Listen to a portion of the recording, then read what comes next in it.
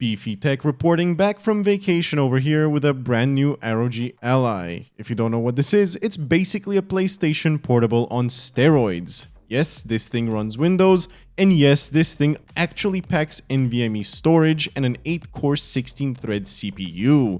What you're seeing in the background is me inspecting it and also showing you the fan curve.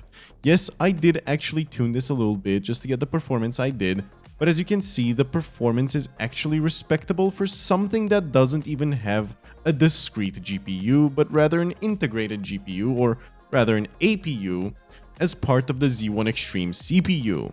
And the performance for a PSP, but with Windows, is incredible in my opinion.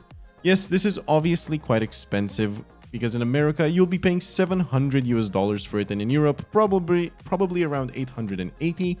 But this is basically being able to go and play whatever modern game you want to play on the go. And as you can see, if you're willing to dial back the quality a bit to 720p instead of the native 1080p of the screen, you will indeed be getting way more FPS and consistently above 60 even in a game like Warzone.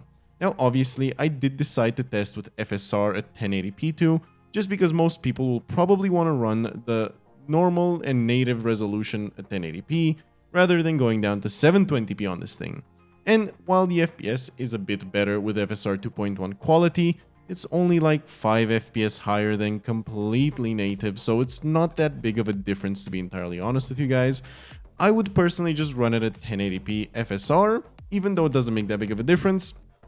Or for multiplayer, as you see over here, I would even say like 720p would be perfectly fine, but as you can see, if you run 1080p native, in multiplayer you easily get above 60 FPS and you'll even see 70s in a lot of the spots. And honestly, multiplayer is definitely more made for this thing in Warzone, as it is easier to run and it gets consistently higher frame rates. Keep in mind, this has a 120Hz AMOLED adaptive sync display. That means that this thing will look good no matter the frame rate, because it essentially adapts the refresh rate based on the FPS you're getting. So even at 30 FPS, it'll look buttery smooth. But okay, you're saying, for $800, I can probably get me a laptop that does actually perform better than this, and you would not be wrong. It is completely true. Most laptops in the $800 range have a discrete GPU, and this thing performs roughly on par with a 1650 discrete GPU, meaning anything better would probably beat it. But if you're comparing this to a laptop, you're missing the point entirely. The point is that this is a PlayStation Portable. Portable being the key word. You wanna try? You can even take it outside.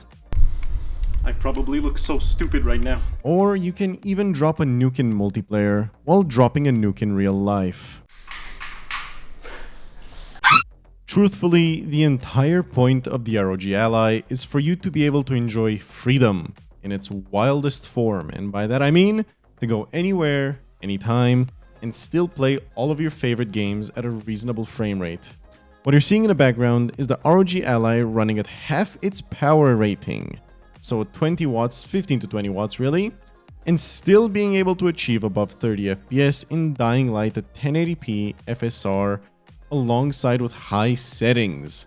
Imagine you dial this back down to low settings or even medium settings at 720p, and you'd suddenly be getting 2-3 hours of battery life using low power mode, meanwhile getting 60 FPS in dying light. And don't get me wrong, it can draw more power than this, but here I was only running it at 30 watts, specifically to try preserve a bit more battery and get more battery life out of it. With that said, if you turn the settings down to 720p medium settings, you'll probably see 50-60 FPS even at this low power mode. With that said, my time with the ROG Ally has been amazing, and I highly recommend it if you guys want to try it out. Over here, I started to get mauled by zombies, so I had to move a little bit, but overall, it is a very fun thing to use, and I love playing AAA titles on what is essentially a new PlayStation Portable. If you guys enjoyed the video, make sure to like and subscribe, and have a good one. Bye bye.